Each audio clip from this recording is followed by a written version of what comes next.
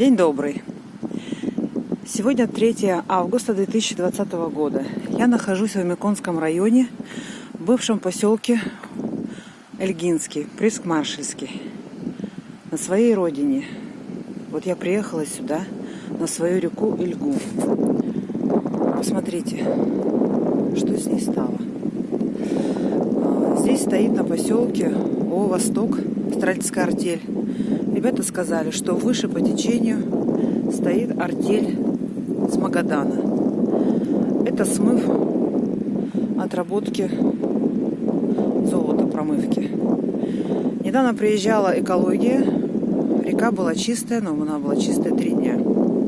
Когда они уехали, все началось заново.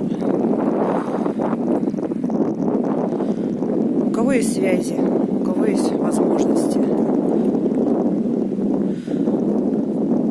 очень прошу, очень больно. Даже не смогла попить родной воды.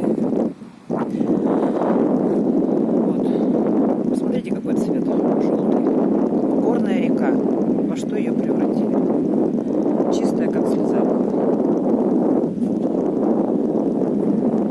Кто из местных знает, стою на окне, откуда у нас были все шикарные